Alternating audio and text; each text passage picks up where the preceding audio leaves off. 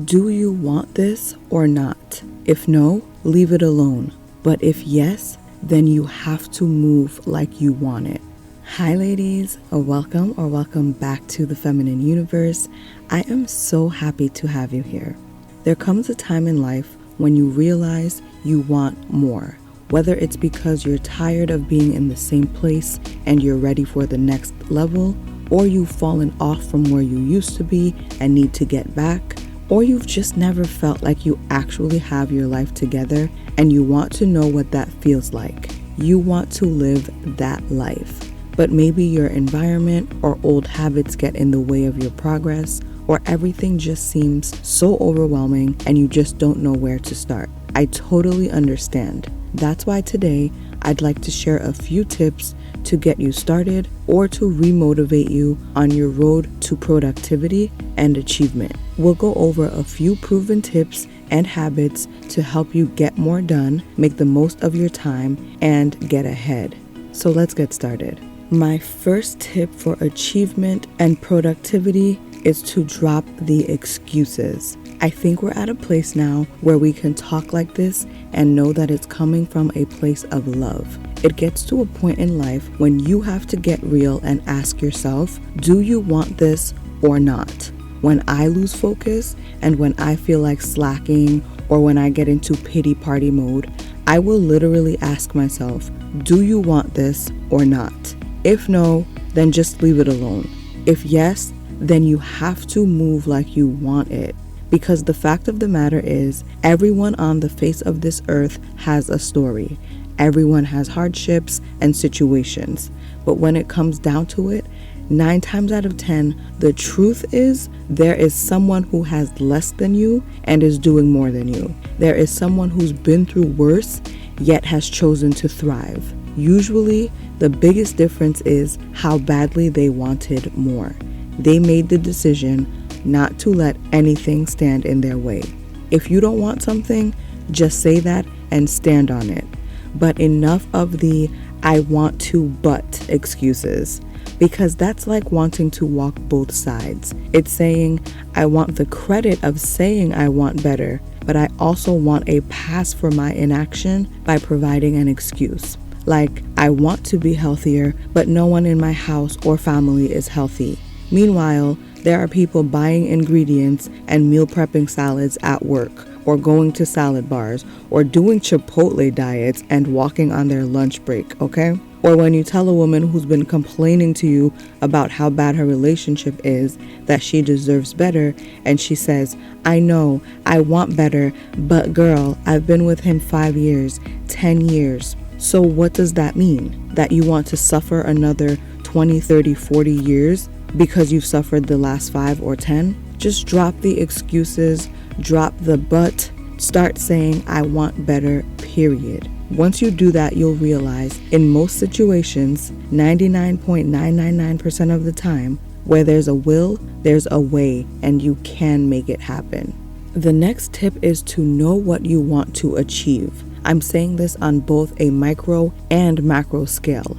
Know what you want to achieve for the day, the week, the month, and the year, but also what you want to achieve 5 years from now and in your lifetime. Of course, life can always throw curveballs at you, but you still want to have some general direction in both the big and small things. Like you try to choose your major before entering school or as early as possible so that you can spend those next 4 years earning credits towards a specific degree. If you spent all that time hopping around from topic to topic, yes, you'd have a bunch of credits, but not enough in any one subject to graduate. Knowing what you want to achieve beforehand allows you to do the groundwork and build the foundation for what you want long term. Do you want a promotion at work? Great. Being late every day or having a terrible attitude that no one wants to be around doesn't help your chances, no matter how good you are at your job. Do you want to be a wife at some point? Great. Is the type of man you want looking for the woman you're molding yourself into? Know what you want to achieve and start building that foundation today. Next tip is to understand the difference between being busy and being productive. There are so many people running around all day exerting all types of energy but not really doing anything. Being productive requires doing things that are necessary and or beneficial for you. Productive activities should contribute to your happiness, your peace, and your bigger life goals and plans. You also want to be doing the right things at the right times for true productivity. If you have a paper or project due tomorrow that you haven't gotten much work done on, dusting your chandeliers and cleaning your baseboards is not the most productive use of your time the night before. Or as satisfying as it may feel to write an essay response and argue with someone on the internet, you're not really achieving anything going back and forth with people who don't care or are dedicated to misunderstanding or are just intentionally trolling. Instead, maybe mentor a young person, volunteer to read to children at the local library, join a meetup that covers topics and issues you're passionate about. That would be way more productive. The next tip is to remove barriers. You know, when you're trying to break a bad habit like eating junk food, they tell you to make it as difficult as possible. Either keep it out of the house completely or make it difficult to reach, like in a high cabinet or something like that. Well, for productivity, you'll want to do the opposite and make it as easy as possible for you to succeed. You want to remove all the barriers you possibly can. Want to work out in the morning? Lay out your gym clothes and pack your gym bag the night before. Want to dress better or put yourself together a little bit better? Instead of trying to convince yourself you're going to wake up 30 minutes earlier every day or more, just choose and try on outfits for the week on the weekend and set aside the products you use on a daily basis and create a signature look you can do quickly every day. If you want to read more, keep a book in your handbag so you can capitalize on any free time wherever you are. Whatever it is that you want to do, try to think about the things that have gotten in your way or may get in your way and find ways to avoid or bypass those obstacles ahead of time and make things easier for yourself. The next tip is to write your plans and have a routine. There's something about putting pen to paper that just makes something feel real. When you keep your ideas in your mind, it feels like they're just floating around in the atmosphere somewhere. It's also a lot more likely that it will slip your mind because we can only hold so many thoughts in our mind at the same time. So get into the habit of writing things down. Even if you move them to a phone or other device later on, write it down first to lock it in. When it comes to planning in detail, don't just jot down the major events, include smaller things as well. Also include things that aren't finalized, but maybe you're considering. This recently saved me from accidentally making weekend plans with 2 different groups of people. And when it comes to having a routine, you want to create that muscle memory by trying to do the same things at the same times as often as possible. If you eat around a certain time every day, you'll notice your body begins to crave food around that time. If you go the same way for work every day, you'll notice you'll start to make certain turns without really thinking about it. When you start doing the same things at the same time every day, your body and mind get into the habit and you'll find yourself able to do certain things on autopilot. You'll also find that it might feel kind of weird to do anything else during that allotted time. Having a set time and set order of doing things makes it less likely that anything will fall through the cracks. The next super simple hack to increase your productivity is to give yourself deadlines. Even if they're completely arbitrary, something just clicks in your mind once a date or time is attached to it. Maybe we're a little institutionalized by school and due dates, but start trying to say, I will have this conversation I've been putting off with my boss by this specific date. I will book that flight for this vacation by that specific date. I will have my outfits picked out by 8 p.m. Sunday, or make my business phone calls all before lunch while people are fresh, more attentive, and more helpful. Whatever it is that you need to do, try to give it a specific date or time to be completed by. The next tip is to multitask smartly.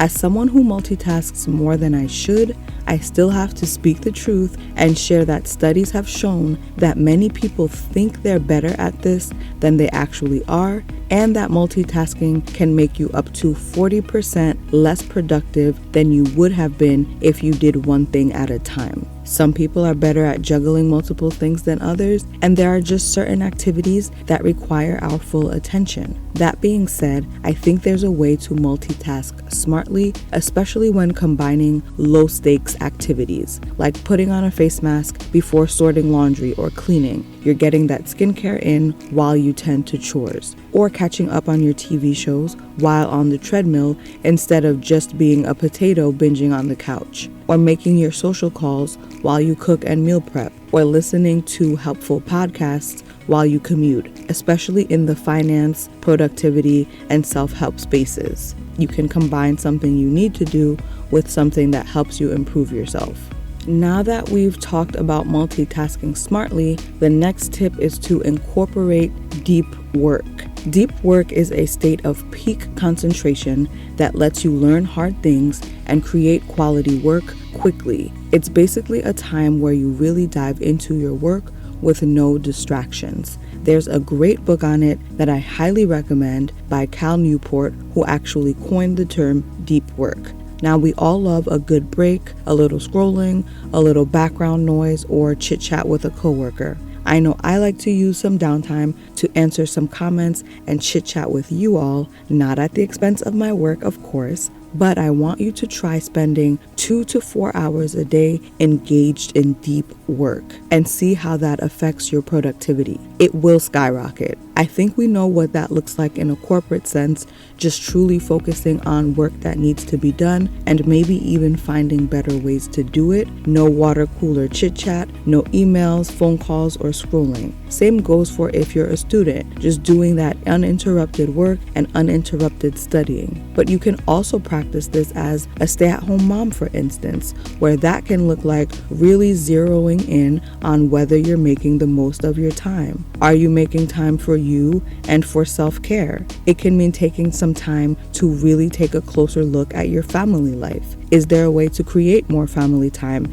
and strengthen those bonds? If you look closely, is one of your children trying to avoid school or certain activities more often? Is there some kind of pattern forming there? Or are your kids fine and you've just been hyper-focused on them and maybe need to carve out a little more one-on-one time with your husband? Whatever your lifestyle is, try to find some time to be extra present and do some deep thinking and some deep work. The next tip is to stay on top of the little things. There are some big things and events that we tend to stay on top of. Birthdays, anniversaries, kids' soccer games, vacations, weddings, work and school deadlines, the things that would be kind of devastating if we missed. But as they say, the devil is in the details. So stay on top of the little and usually less exciting things as well. Things like your bank statements, sunscreen, the just touching base chats with your husband and kids, your nails, the little check-in calls with other loved ones,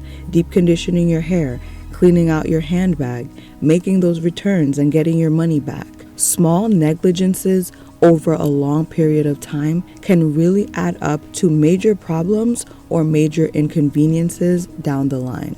And my final tip is to rest and relax. Taking a day off, spending a day doing nothing, taking a day trip or a vacation, or having a night out are all forms of relaxation where your mind and body can take a break, recuperate, and reset, allowing you to be more productive when you return to your work. And when it comes to resting, sleep is one of the most underrated health, beauty, and wellness tips.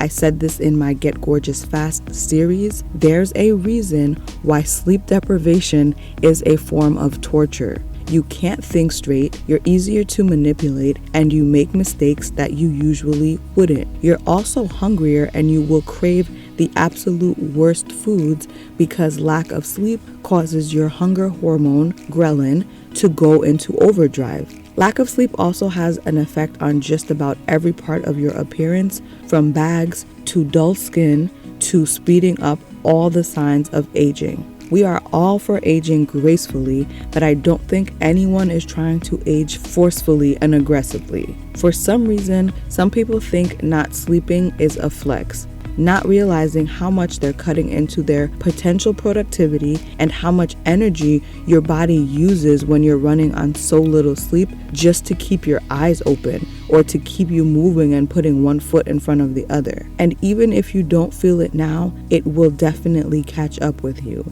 Simply put, you cannot be your most productive when you're sleep deprived. So whether you need 5 hours a night or 9 hours a night, get the sleep you need so you can be your most productive and function at your highest level. These were a few tips on how to jumpstart your productivity journey or how to get back on it if you've fallen off a little bit. I'll put a few options on the screen of where we want to go next with our productivity chats. Let me know which one is more of a concern to you. Go out there and be your most productive, high achieving self. Until next time, ladies, stay feminine, stay focused, and have fun.